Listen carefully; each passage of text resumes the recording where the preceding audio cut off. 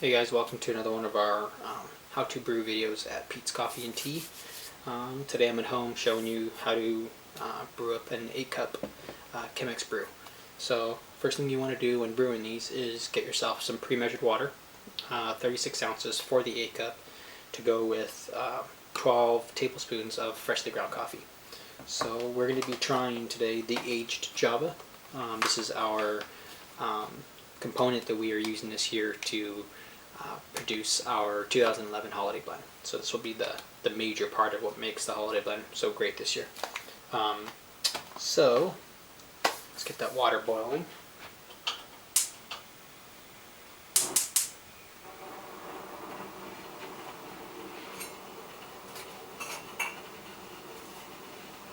Okay, so I actually already got my water started a little while ago, so it's basically about ready. So once you do get your water to a boil, you're going to want to give yourself about 30 seconds to allow it to reduce. So we can actually go ahead and let that sit. Set a little timer. It's all preference. I mean, you may find that certain waters are a little too hot for you, so you can reduce it and then let it sit for about a minute. But Pete's recommendation is 30 seconds. So I have already pre-rinsed out my filter, and you want to do that to remove some of the paper filteriness and cardboardiness that will absorb into your coffee as it's brewing. So we can get our coffee poured right into the center of it. So if you can, go ahead and try to create like a nice level area inside your Chemex. Something to allow for the water to sit a little bit while the initial part of the brew is steeping. So I'm using my Hario kettle. I found that these kettles work fantastic and tends to be incredibly popular throughout the coffee industry for brewing. The great thing about it is because it's a bottom drip pour, so it'll actually pull the water from the bottom part of the kettle, because the stuff on the top will tend to cool a little quicker than the stuff that's beneath it. So you're going to want to start by pouring just about a third of your total available water over the top of it. The purpose of that is just to allow for the coffee to kind of blossom, bloom in a sense. So that initial part will kind of get you a setting to where the environment is perfect for the rest of your water to brew through. So you're going to get the best possible flavors out of your coffee. So you can let that sit for about 30 seconds to 45 seconds, depending on your preference. And then once that's gone through, then you're going to want to pour the remainder of your water through it. So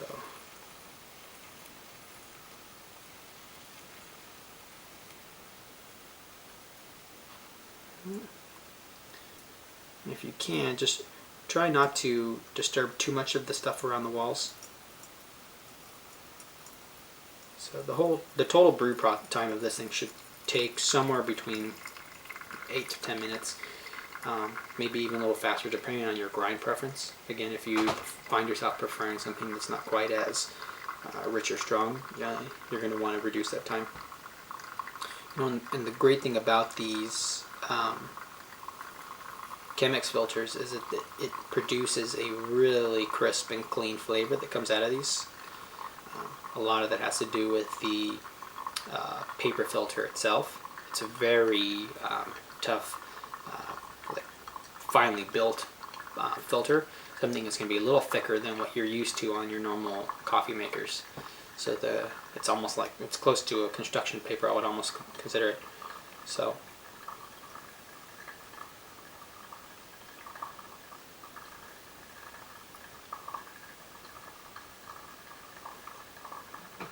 and I don't know if you can already see that just the color on the coffee is just really fantastic.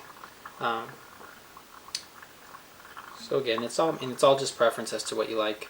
I happen to enjoy a little sediment that's left in coffees from brew methods of the French press especially, but we even have a new brewer called the Soden brewer, which is phenomenal in its own brew method. But so it's nice. I mean, it's nice to have different options.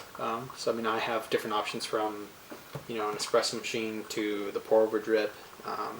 now the Chemex. I mean, there's even the Bialetti system, which is close to an espresso flavor, so they consider that a stovetop espresso maker. But all right, so almost there. Today when I did grind my coffee, I used our Compresso Infinity grinder. I like this particular grinder because it has a nice range of grind settings. So, I mean, not all grinders are alike. They're also not all made the same. So we carry two options. We carry the Cuisinart grinder and the Compresso Infinity. They're both great grinders, just they're basically meant for two different types of processes.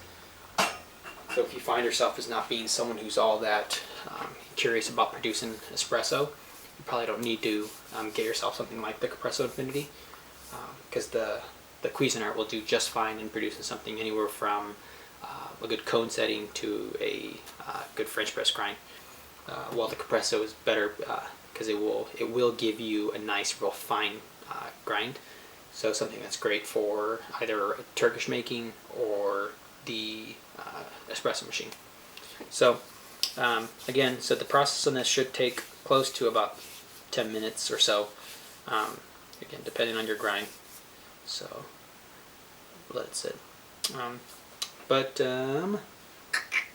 This particular maker should give you about 6 to 7 servings, depending on your own preference of how much coffee each person likes to drink. Realistically, you'll probably get about 1 or 2 servings, because most of us don't like just 1 cup. So yeah. So just, I mean, a little bit about this year's aged Java is that this one is the aged Java Jam Pit. This particular crop has been aging since 2006. Great thing about this particular coffee is that a lot of times in the aging process, some of the flavors and environmental variables that go into it will adjust as to what you get from your flavors. This one, when in the aging process, it started to develop more of a nice medium brown complexion to it. Some coffees will actually bleach, so a lot of the color will leave the bean just in the aging process. And there's a lot of things that go into causing that. I mean, some of them turn a little bit more of like a fuller medium brown. So this one aged very nicely. So, I mean, even just the aroma on it is fantastic. You get some really great earthy tones out of it. The flavors, I mean, comes out where it's a little bit more muskier, so some people may not be all that jazzed on in particular aged coffees because of that, but I happen to be a huge fan of that flavor. I really enjoy Indo-Pacific coffees because of that, so those earthy tones are fantastically great. So it looks like our Chemex is basically done. Still dripping just a little bit, so we'll let it finish up a little bit. But once that whole process has gone through and you're all done, you can enjoy yourself a nice, crisp, delicious flavor of coffee. So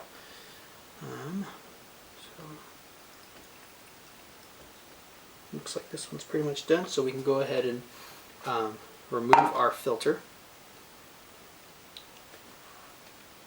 Right.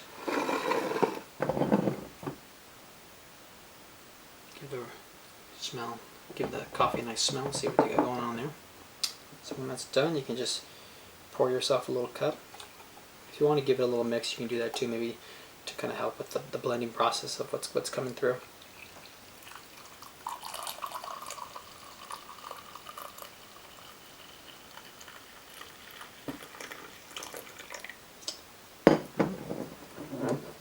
So yeah, guys, but that is generally the process of producing a Chemex maker. I mean, and again, always you want to experiment with what you like. This particular one, I ground more towards a coarser flat bottom to kind of help the process speed up a little bit. But aroma's great.